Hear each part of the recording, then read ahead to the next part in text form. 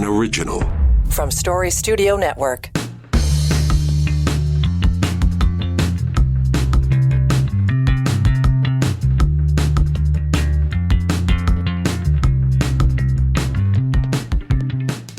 Well, here we go. It's Wednesday, August the 2nd. Welcome in. The year is 2023, in case you're just waking up. Dave Trafford here. It is Now and Next for Story Studio Network. So, a little bit to talk about today, and it's a traveling day, so I'm going to keep this relatively short, but we'll touch on a few things that have come up in the last 24 hours. And point you towards some stuff that's going on tomorrow. Not the least of which is all of this furor over Meta deciding that it's going to pull the pin on any publication of news on its site for Canadians. Yeah, we'll get into that in a minute. So, hope you are having a good start to this unofficial final month of summer. Lovely where we are. Hope it's good where you are. Yeah. Aaron and the girls and Dan are here. I'm just looking out the window here of the studio, and at this stage, it's as I record it. It's not quite 10 o'clock in the morning, and the girls are out for a swim. So that's a great way to start the day in the summer when you're just a kid on summer holiday, right? That's what you want in this country. It's all fun. It's all good and fun. Away we go. All right. I do want to get to the Meta story in a second and a couple of other things. But first, I had this, weird dream. Many of you know I'm a recovering news director. And kind of still get triggered by a few things that go on. But I had this dream last night that somehow I was stuck in a place where I was not only broadcasting on a station, I had no idea what station it was, but when I came out of the studio, somehow somebody looked at me and said, "We don't have anybody to do the next shift. In fact, we're trying to cover the whole weekend off. You got to find somebody." And of course, my first instinct was, okay, I better find somebody. And it became increasingly more and more frustrating because I had no idea who I was looking for. I had no idea where to find them. I'm getting more and more anxious. And then in the dream, I stopped myself and said, fuck this. Why would I bother? I don't want to do this anymore. If they can't find people, to hell with them. I'm not going to go to all the trouble of dealing with it.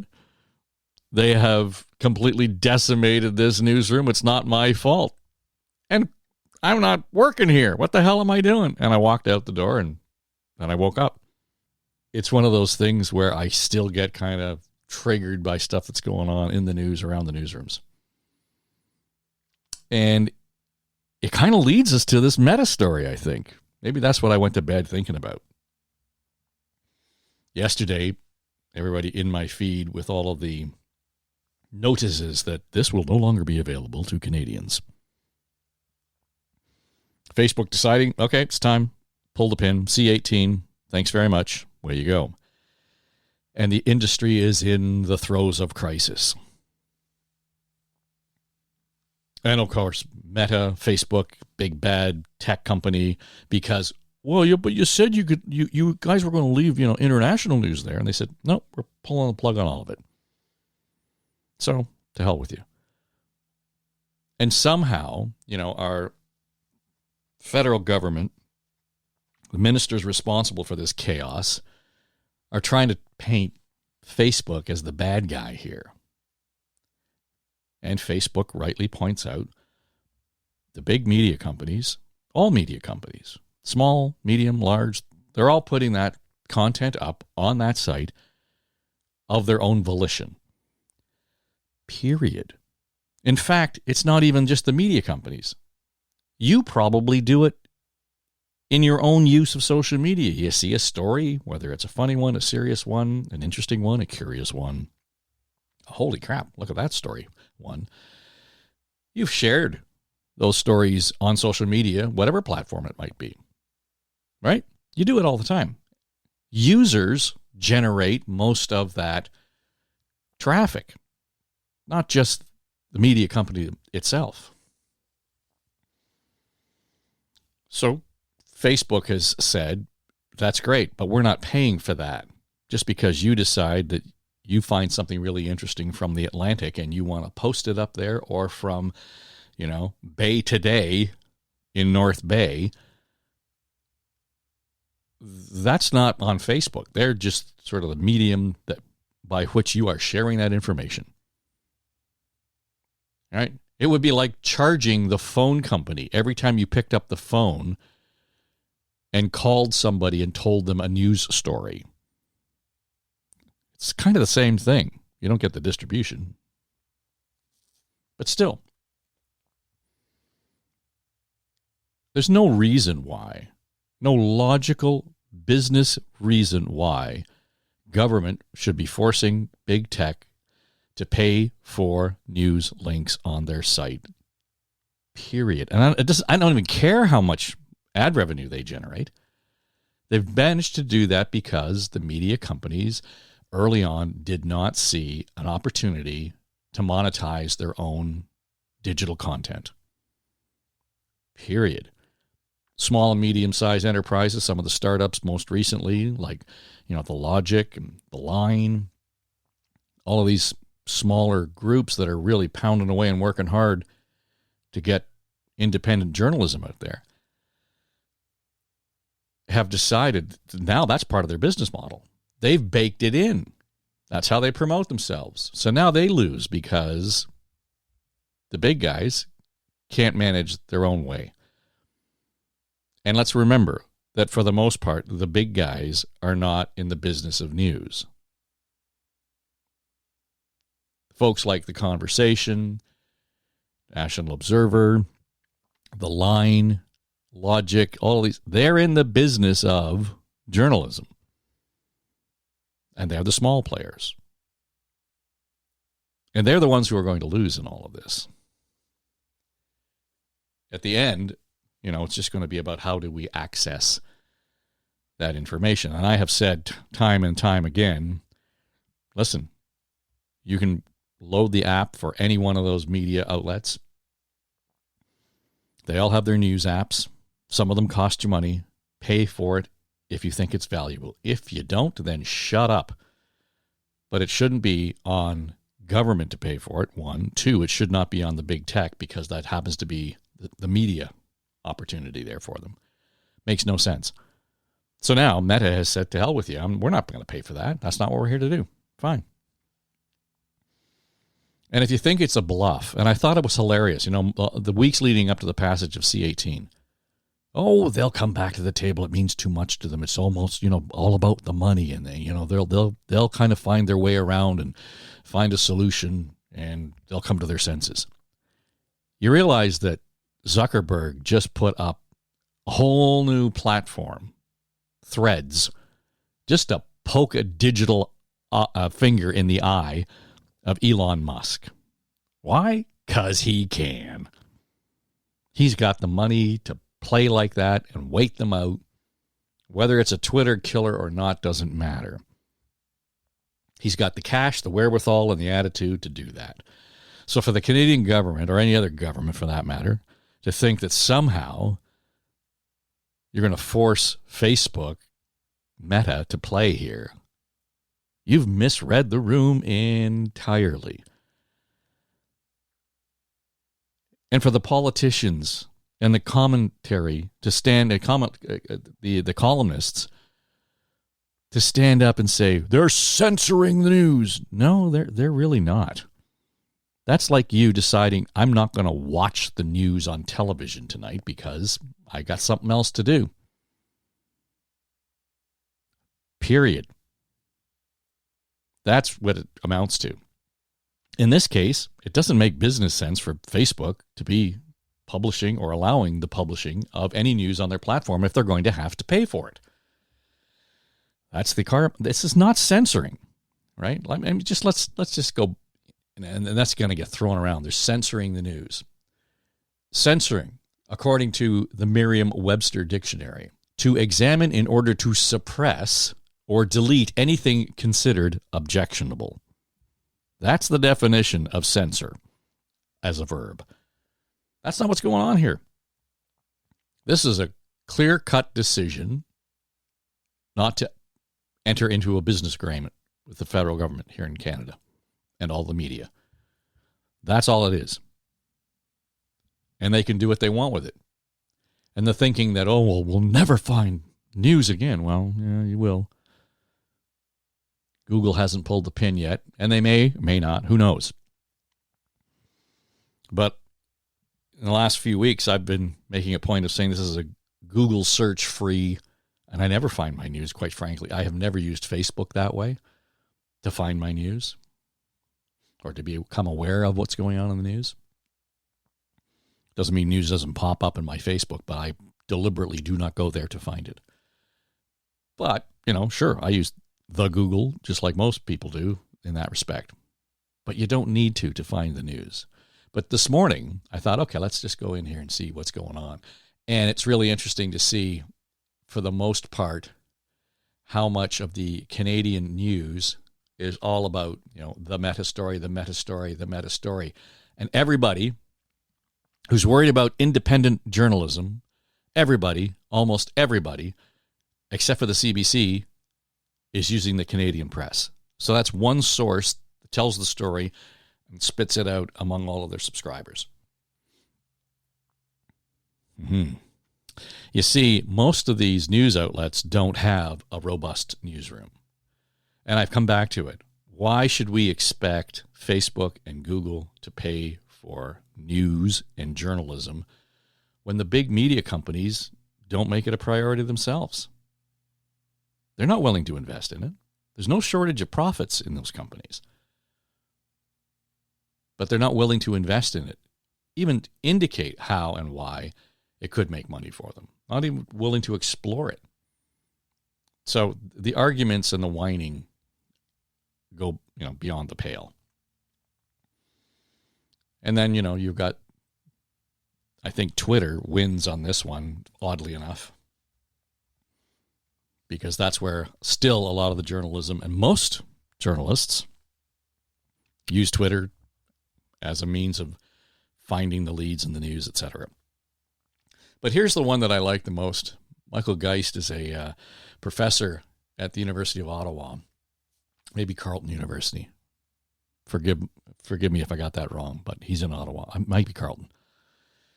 And he has up on his website a post on the latest. And this is on Twitter. He says, my post on Meta now blocking news on its platforms in Canada, despite assurances from the industry, and by that he means the Canadian industry, it was just a bluff. This outcome was predictable and will result in enormous losses. The government's empty tough talk can't mask its epic miscalculation. And this just does not land on the desk of the federal government. Legacy media, including the CBC, are responsible for this. Tell me what world it makes sense. What world it makes sense for the CBC to be able to take advantage of any of the funds that come from Meta Google. The CBC already gets $1.5 billion of our dollars to compete with the other private sector news operations in this country. This is not about the health and sustainability of the CBC.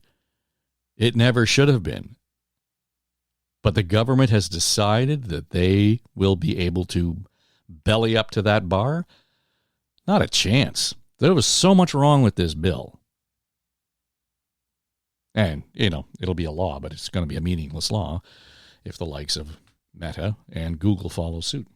So, there we are. As for me, I'm doing the rounds tomorrow, oddly enough, on CBC Radio. So I got a call from a producer yesterday afternoon. Hey, can you come and join us and talk about this Meta decision? Do you have any thoughts? I have thoughts. And then I have thoughts. So you heard the thoughts already. But I'm going to be curious to see what the line of questioning will be at the CBC. And again, they're in favor of this. I'm not sure that that's, where we should be spending any kind of money that comes in as a result of a fund to support journalism. Do we need one? Probably. Where should it come from? Probably people who are willing to invest in journalism. How's that? I know. Funny, huh? I mean, if you had a company otherwise, any other business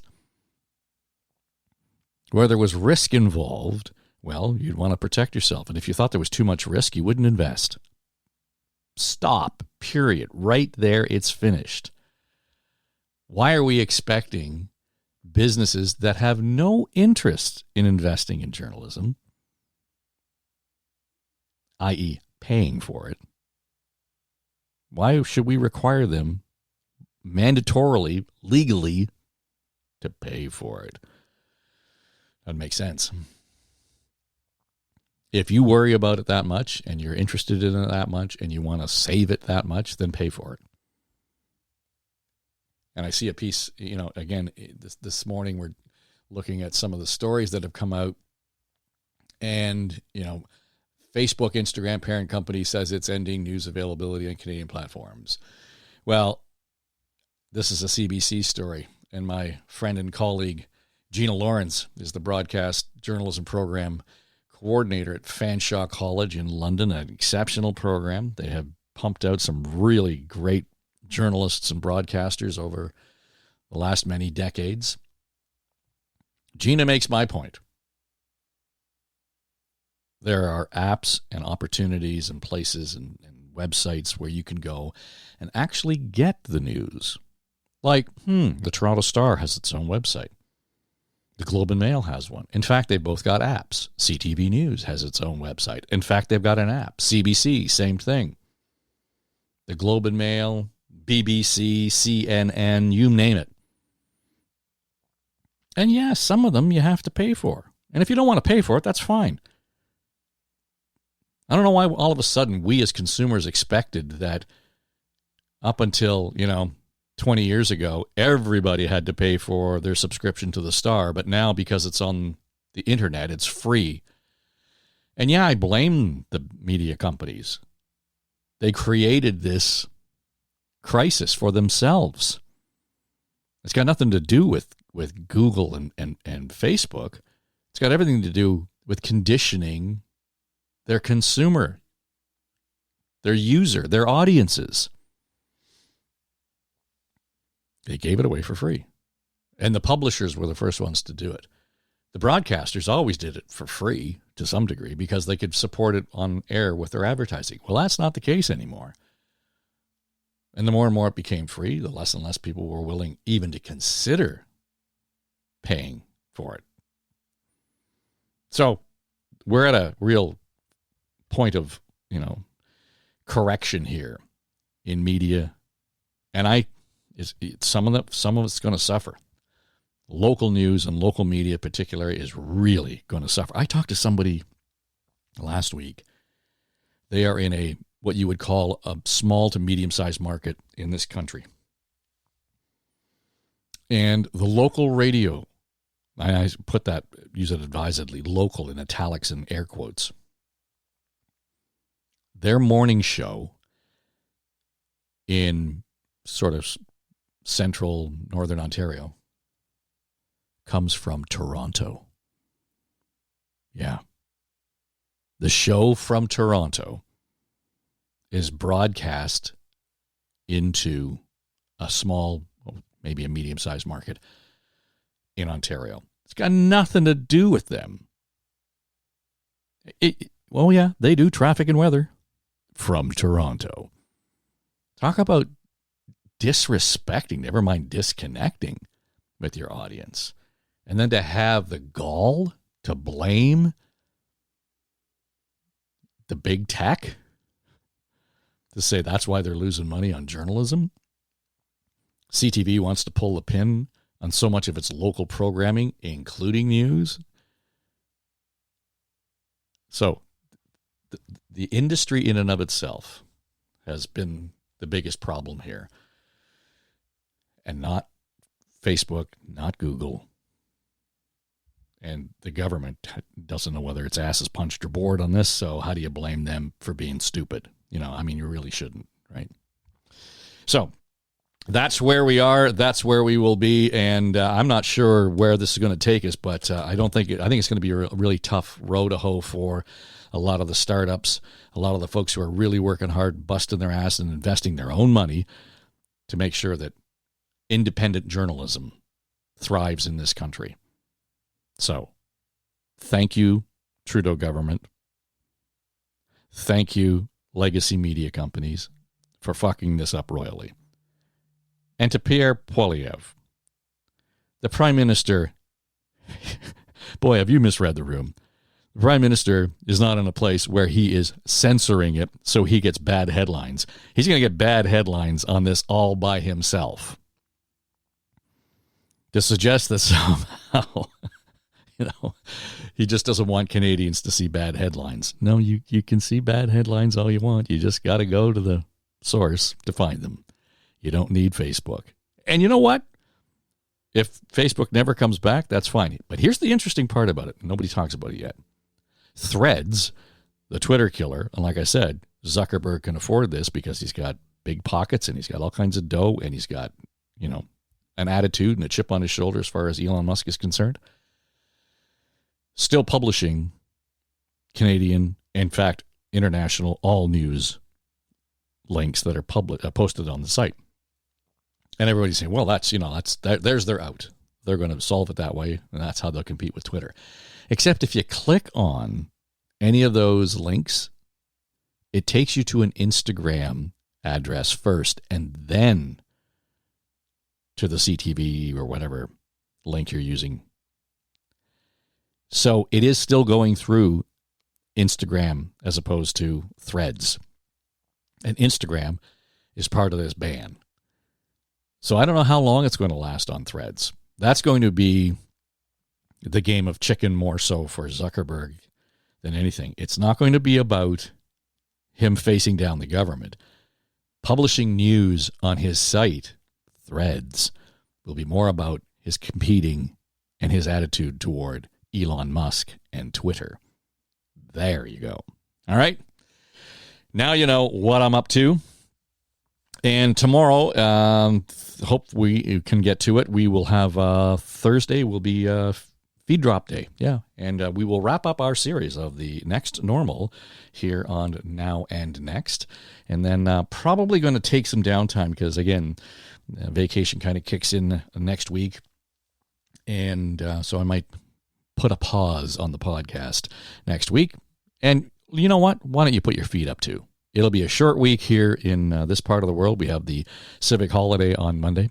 So, but we will be back in your feed tomorrow, and we'll give you more of a sense of what we're up to the following week. But I'm hoping that it involves a lot of sunscreen and splashing around with the kids and just enjoying the outdoors here in this glorious part of the world we call Ontario. All right. Hope you have a great day. That'll do it for me. I'm Dave Trafford. It is Now and Next for Story Studio Network. Pay no attention to that man behind the curtain.